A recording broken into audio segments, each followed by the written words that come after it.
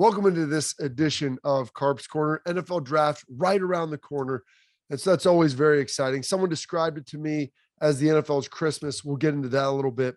Statue of Baker Mayfield floating around, maybe at Oklahoma. Not a great resemblance. So maybe one of the less flattering statues of all time. We'll take a look at that and compare it to one who is probably worse than Baker's. So it should make him feel a little better. Tons of teams, I believe 7 or maybe 8 teams with 2 picks in the first round. But apparently there's not going to be a whole lot of trading back, because does anybody really want to trade up? Adam Scheffler has a tweet about that, about people trading up and trading back. So maybe not as much movement this year. Some NCAA Portal info, big news there. NCAA finally being a little more transparent. The portal's been going on now for a little bit. So understanding exactly, hey, where are we at with the portal? And ultimately, how impactful has it been? And are there any downsides? Are there any negatives to the portal as we look through this as well? So we've got that. Laremy Tunsil is making the best of a bad situation. I'll dive into that. Deebo Samuel, he's got some message. He's got some words for everybody regarding his status and what they think they actually know about him.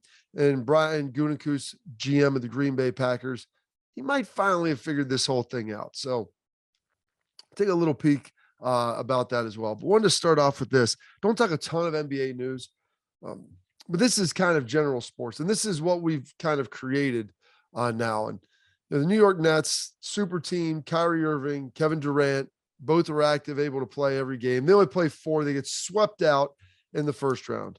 Ben Simmons, who they traded for from Philly, never even plays. And we can get to Kyrie Irving and the double birds to the Boston fans. I get that. You know what? That doesn't bother me a ton. I think it's probably a little bit classless, but if Kyrie wants to do that, I mean, there's kids there, it's on TV.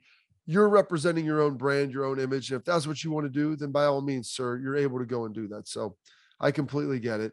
If that's how you want to act, you have Kevin Durant there who, kind of became the full heel when he went to Golden State.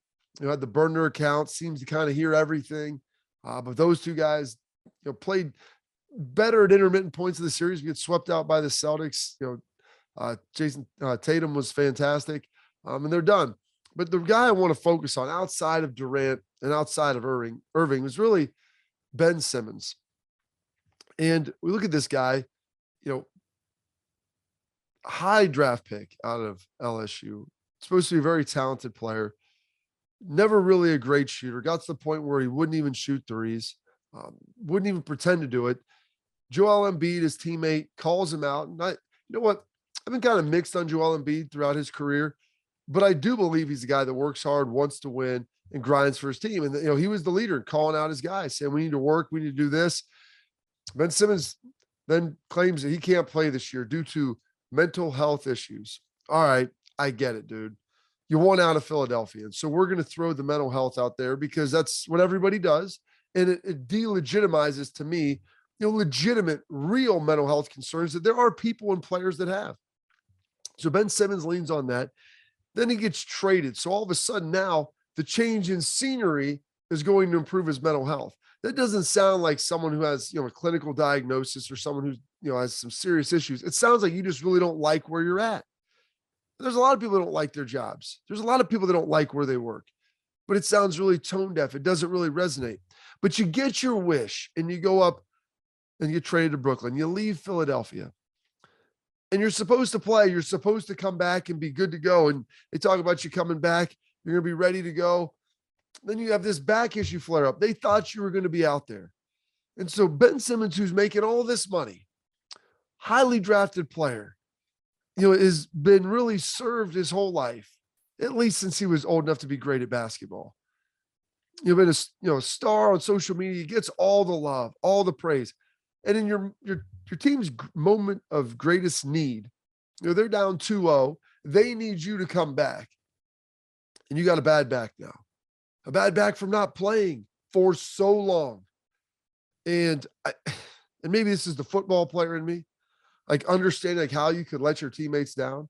There's guys that go out there in all sports, they're grinding, they're going to get shots, do whatever it is, especially in the playoffs. Like regular season, I get it. I'm not going to sit there and, nitpick, you should have played all 82. That's a whole nother conversation to have. But dude, in the playoffs, guys do anything and everything to play. You look back on Michael Jordan in the flu game. Look at Isaiah Thomas limping around on a busted ankle. You look at Willis Reed coming back and what he was able to do and lead the Knicks. I know that was so long ago. We think about how that's like ancient and all these different things. Bird and his bad back, all of the stuff these guys would go through to play.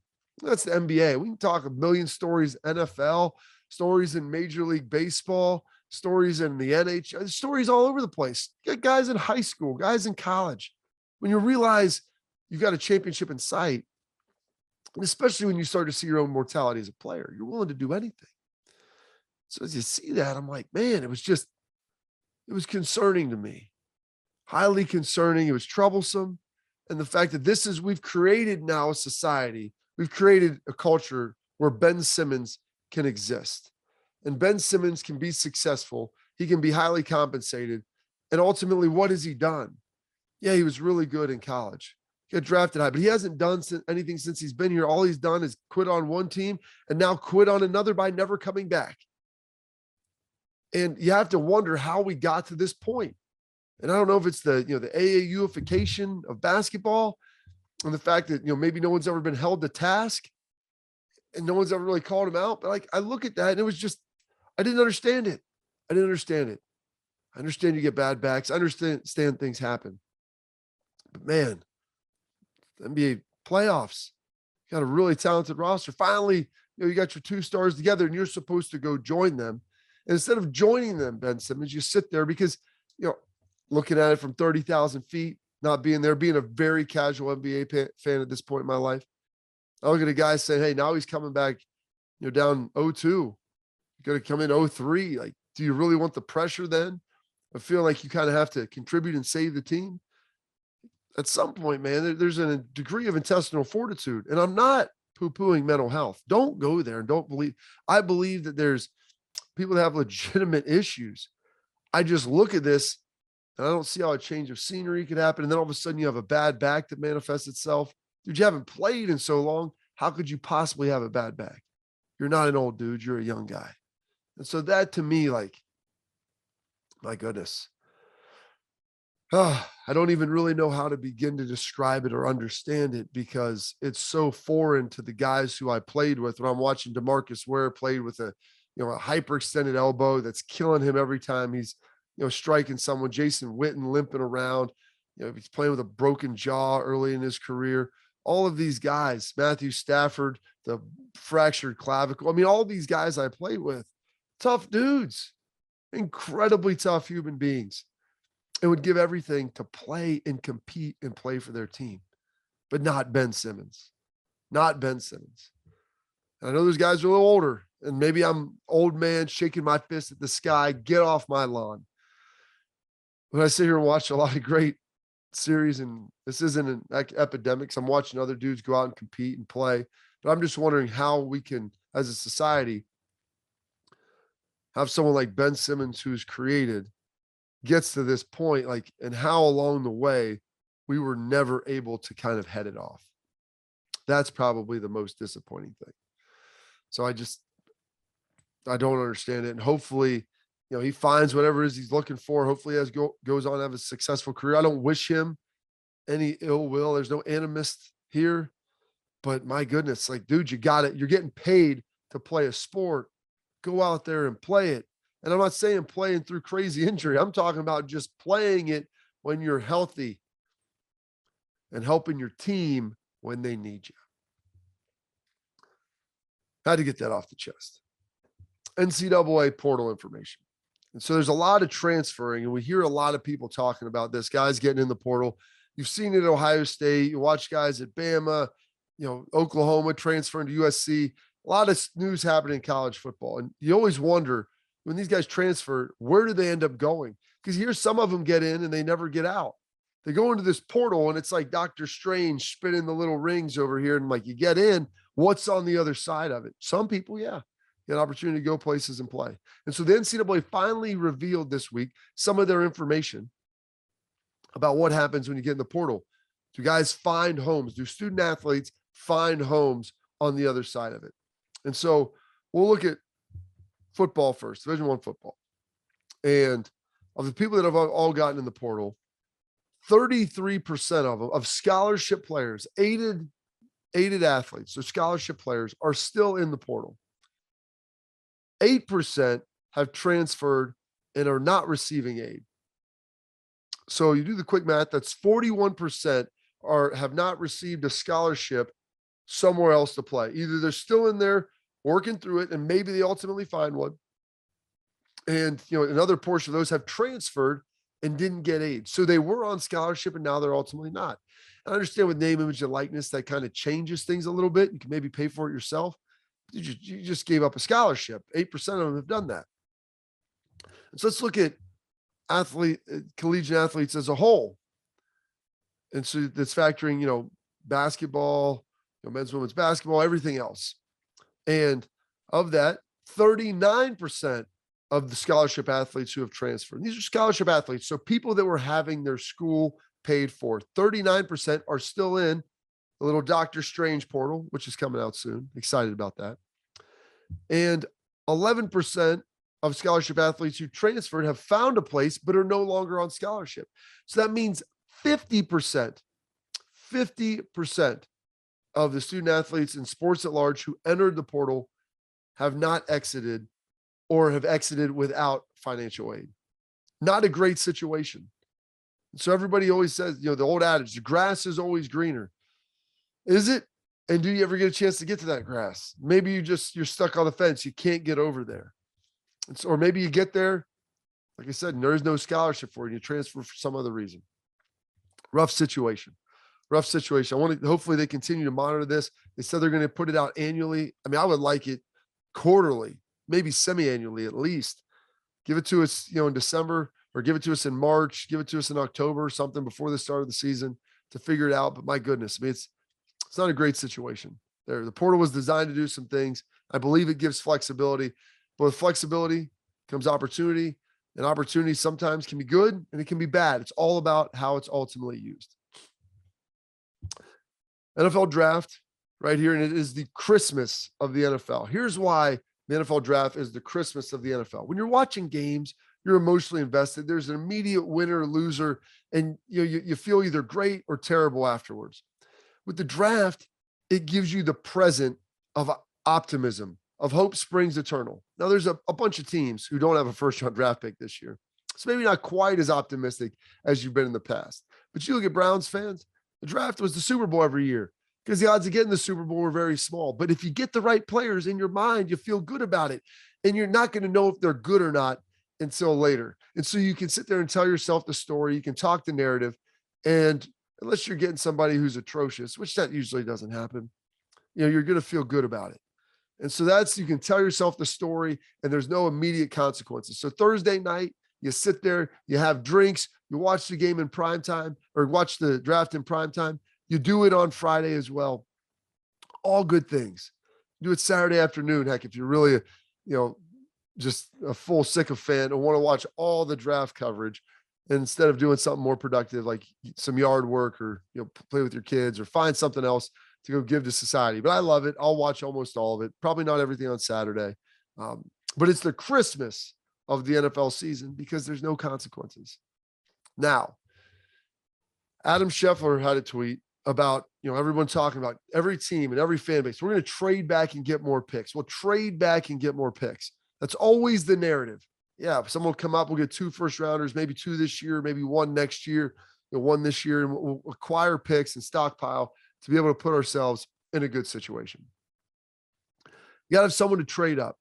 And so we'll throw this up here on the screen. Adam Scheffler put out here, within the past week, as the draft has drawn closer, multiple teams in the top half of the draft have inquired with others to try to trade back in the first round, per sources. So far, the interest in moving back into Thursday's draft has exceeded the interest of moving up. So that means there's a lot of people that want to move back. They don't view this draft as truly elite, But with that, you got to have people that want to go up. So if you don't think it's elite as one of the 32 teams, there's probably a decent number of other teams that don't think it is either. And so unless there's a very specific player who you think is going to be gone significantly before you go, and you value him so much that you're going to give up a lot of draft equity and capital to go get him, you're probably not moving up or moving up as high as people would have thought. It's very important to watch. With all the multiple picks, people thought there'd be a lot of movement. The more people I talk to, doesn't appear that there's going to be as much movement in this draft. Could be wrong.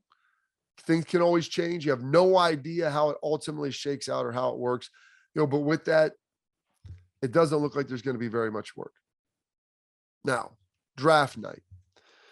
Everyone remembers a number of years ago, 5-6 years ago now, Laremy Tunsil, offensive tackle for the Texans, was drafted by the Miami Dolphins. Should have probably went top 5, slides down probably 10 picks further than he should have.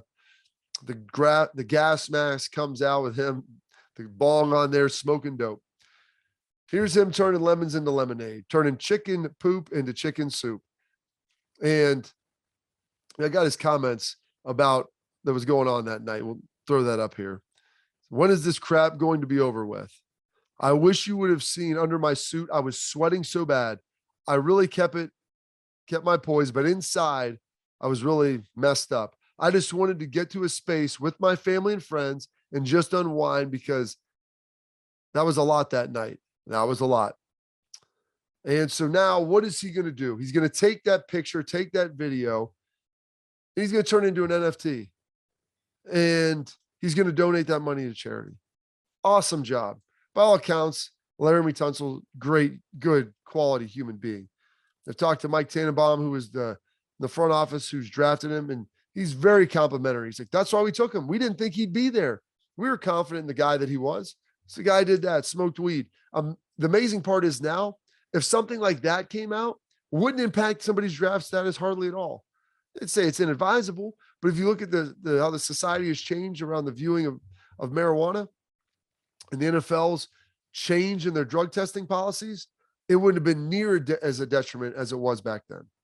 So that's all the irony. It cost him a ton of cash. Ultimately, it's worked out for him. He's got a big second deal and he's successful. And now he's doing something positive with one of literally the worst moments of his life. I cannot imagine a worse moment than what Laremy Tunsil had to go through on that draft night. Self-inflicted, and I don't think he's running from that, but he's going to take that moment, turn it into a non-fungible token, and take the money that he's able to sell that thing off and donate it to charity. And so taking the worst time in his life and turn it into a good thing for someone else. Awesome job, Laremy. Good for you. Deebo Samuel. He's got some comments. Clowns like me and everybody else have been talking what he wants to do, what his reasons are for wanting to be traded. Does he really want to be out? All this stuff that's coming up. Throw up his comments here. To really entertain all the stuff you'd be saying, but it'd be funny though. Everybody want a voice to be heard about the situation they know nothing about and just be saying whatever the next person say. Have a blessed day. You're right, Deebo. I don't know. Other people don't know. There's sources that are probably close to you, maybe close to San Fran, what you've said. I wish you'd come out and be like, hey, either I want a new deal. This is the number I want. I want to be out of here no matter what.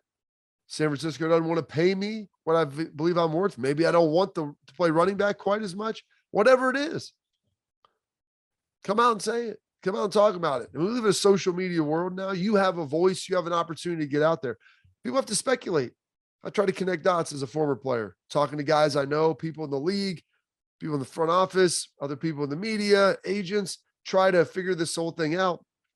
But you're right. Nobody truly knows but you. And if you want to clear the air, go out there, Deebo. Tell everybody. Is it money? Is it, playing position? Is the fact maybe you don't like it being in San Francisco? I don't know. There's a litany of things that it could ultimately be. You're the only one who ultimately knows. And so I think a lot of people, you want to share that with us. Share it. Maybe if you want to push for a new deal, go out and stump for it. I don't think people believe that you're not worth it. They know that you're one of the most valuable players in the league, and you're definitely one of the most valuable players to the San Francisco 49ers. So we all get it. It's all good. So we don't know. I don't understand. And that's fine. And lastly, a general manager who has grown a ton. Green Bay Packers, Brian Gutntekunst. I think he finally gets it. Came out stoking the fire of animosity with Aaron Rodgers last year. Said some stuff even earlier this year, like shaking your head a little bit. I don't think Aaron holds against him not being able to get a deal done with Davante Adams. I think Davante wanted to go play in Vegas. He wanted to play with Derek Carr. I think Aaron gets that. He wants to make sure that, hey, the guys we're bringing in, we're going to be in a good situation. They brought in, I believe, Sammy Watkins. I believe they have Lazard back, either him or Valdez-Scantling left, one of the two. But they don't have a ton of production. And so Brian Gutntekunst is like, you know what? I finally figured this out. I don't need Aaron's going to say what he's going to say, but I need to be in communication with him. I need to talk. I need to get his sense and understanding. We can talk and massage this relationship. And, and he had some comments about this. He said, Aaron's going to be heavily involved. So you throw this up. Aaron's going to be heavily involved in the development, not only of players who are in our building right now, but certainly whoever we bring in. And so, yes, Aaron Rodgers is going to help develop those receivers. We get it. We understand it. The guys on the roster, once they get there, but reading between the lines, understanding a little bit more of what's going on right there, I'm also reading that to believe that Aaron Rodgers and Brian Gutntekunst are maybe talking about potential receivers that are out there, guys they like, what they view in a receiver, what's important. And it's not like Aaron Rodgers is going to be the one writing the name on the card and ultimately turning it in. But I guarantee you they probably had conversations. Deebo Samuel's available. See a guy that they'd want to go get. How would he fit? What receivers are out there, how they would fit. Because once they get there, Aaron's the one that ultimately has to kind of shepherd them and govern them to success and help make them great. And I believe Aaron Rodgers is probably one of the best dudes at doing it. He makes a lot of receivers look really stinking good. So Brian Gutntekunst, the guy who we looked at as kind of, the Darth Vader of Green Bay's empire, Aaron's trying to figure this thing out. You want him to come back. You want him to stay. This is the way to do it. You put a huge salary out there for him. You gave him the big extension. Players don't want all the power. They just want to make sure that their voice is heard. They don't necessarily want to make the decision. Just take my input. Understand that I might know a little bit about a little bit. Played in this league 17, 18 years. I understand some things. And so Brian Gutntekunst is coming full circle now with Aaron Rodgers talking about the development, involvement of who they're going to bring in. They've had those conversations. He said in an earlier quote, like, I'm not going to get into all the specifics, and he shouldn't, about what Aaron says and what it is. Because Aaron, you don't want to make it feel like he's drafting guys and the blame goes on him if they're wrong. It's ultimately the front office, the GM, the head coach, and everyone gets that. And Aaron gets it. But with that, just a little bit of input isn't the worst thing in the world. Well, that ends this edition of Carps Corner. Enjoy the draft. I'm going to try to get you a draft breakdown as early as I can. This thing, who knows how late it's going to go. But appreciate all the support. Like it on social media. Click on the links. Subscribe, comment, whatever you want. People wanted a mock draft. I put that whole 32 pick thing out there. It took me like 3 hours to put all that together. So hopefully you guys enjoyed that. Take a watch, subscribe, everything, recommend to friends. And until next time, enjoy.